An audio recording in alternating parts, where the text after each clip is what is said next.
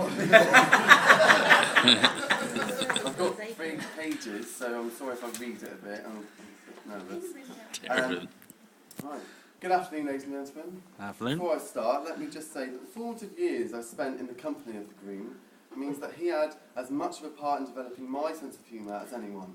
So although I've tried to make this speech as funny as possible, please blame Steve if it's not.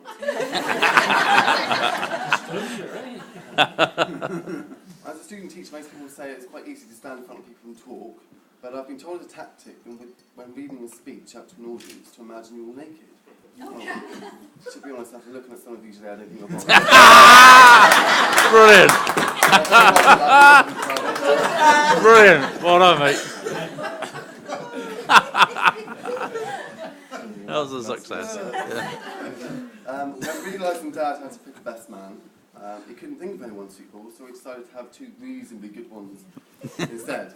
Now it's said that being asked to be the best man is being asked to make love to the Queen. It's a great honour, but nobody really wants to do it. By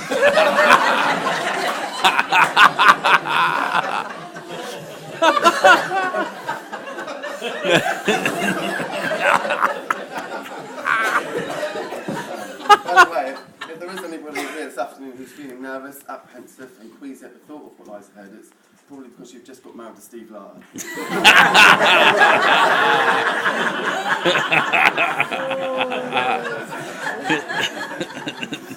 My first impression of Steve when I eventually grew up to be a man was that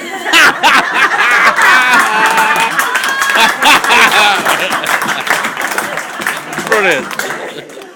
he was a guy with a really distinctive sense of fashion, style, and being young and impressionable myself, I started to copy him in the sorts of things he used to wear. Until, unfortunately, my mother grounded me for taking clothes off the wardrobe. Brilliant. Better than what I expected, I tell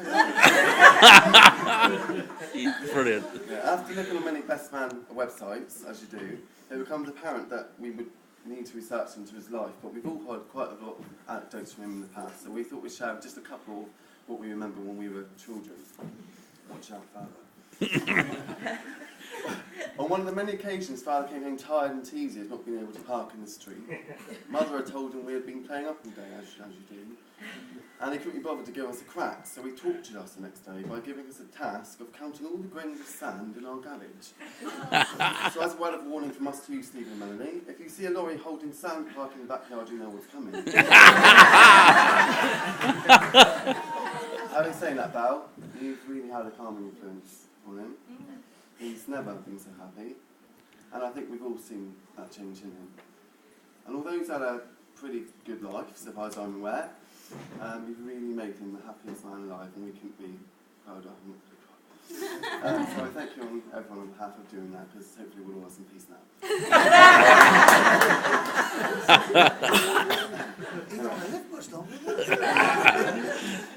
Another anecdote we've remembered is on one occasion that Dad came home half cut from a dark's night.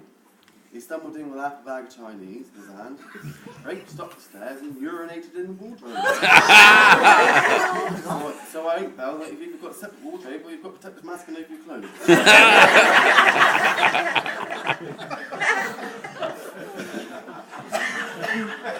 There are obviously 2 very important people here today, without whom very little of this would have been possible.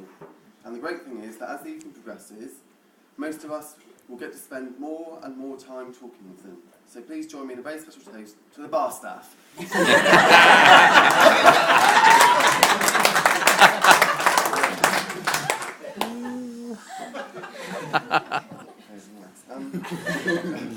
I'd just like to say, Steve, you're a lucky groom.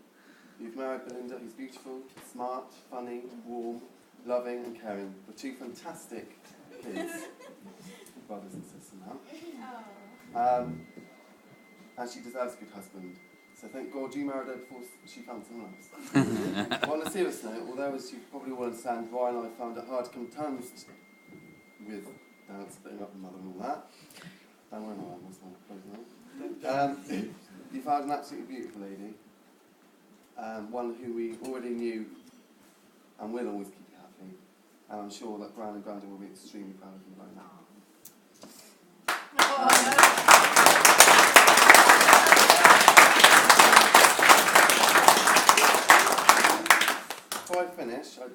Dad, you're an absolutely fantastic bloke. We could never have asked for a better dad. And Belinda is extremely lucky to have you, which I'm sure she'll agree with. And we both wish you both every happiness in the next chapter of your life. Now, I'd like to finish on a little poem. We've always had a running theme in our side of the family, whereby long words are often seen as being a bit snobby, which often Ryan Durham doesn't get and have to run and cruise. So I found this poem that I'd like to finish on. Please try to keep up. I think now. I know it may be a little cheesy like the rest of my speech, and the words may be a bit harder to understand, but there we are. Anyway, congratulations on the termination of your isolation, and may I express my appreciation of your determination to end the desperation and frustration that has caused you so much consternation and given you the inspiration to take this unification and bring an accumulation to the population. So as I end my toast to this occasion and wrap up my salutation, I raise my glass in this combination and big good luck to the consummation. So cheers, Belinda and Steve, and on with the celebration. Ladies and gentlemen, boys and girls, to the bride and groom, Belinda and Steve Larter.